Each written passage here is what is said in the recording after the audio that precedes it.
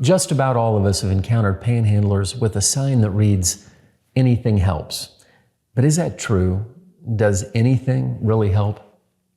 Years ago, I met Kenny. He came off the streets to our shelter, and while searching his backpack, I came across this cardboard sign. He used it while standing on the center median at stoplights. And I want you just to imagine a middle-aged man, he's got his beard, and you pull up to that stoplight, and he holds a sign out here that says, "Hungry, blessed are you." Of course, he's hoping that you're going to hand money to him out the car window.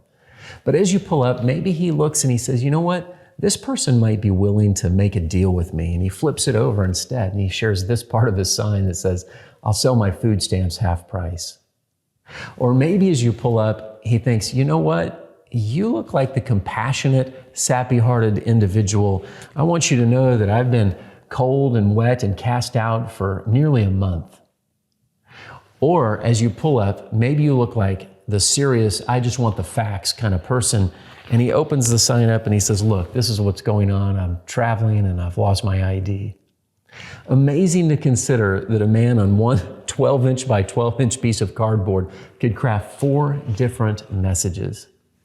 Considering Kenny's intelligent but dishonest tactics, we should think more carefully about how we help panhandlers. In fact, at least 2 studies indicate around 90% of panhandlers are addicted. Those studies relied on self-reporting, so it's likely that number is even higher. And if you're like me, knowing there's more than a 90% chance that the cash I hand someone will feed an addiction makes me want to change the way I'm giving.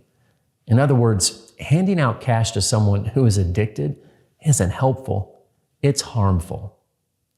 As a people of faith, we should be serious about Jesus' reminder in Matthew 25 that whatever we do for the least of these brothers of his, we do for him. In the book, Renewing American Compassion, Marvin Olasky challenges the reader with this question: is giving to panhandlers money that goes for drugs akin to sticking heroin in Jesus' veins? Wow. So obviously, just anything doesn't help. The question is, what does? How can we assist someone from a life on the streets to a life of self-sufficiency? Well, grab a pen. Here are today's 3 takeaways.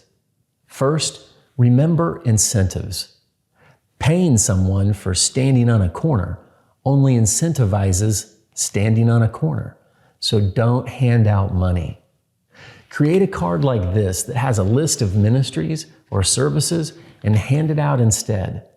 It may not be what he or she wants at the moment, but if you give it with sincere encouragement, then at some point they may pull it out and realize it's just what they need.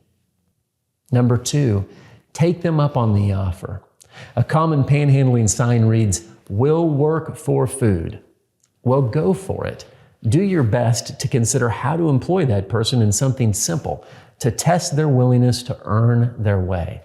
It could be as simple as helping you wash your car or picking up trash in the area. You could also invite them to join you at a nearby fast food restaurant so you can get to know them and the source of their deeper need. Number 3, get your community on board.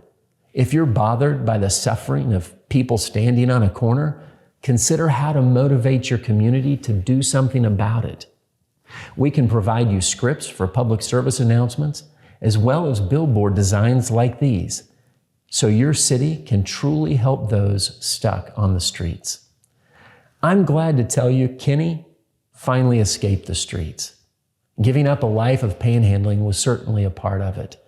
If you and I think about incentives, offer work to those who need it, and get our communities on board to do the same, today can be another day that we go out there, fight poverty, and win.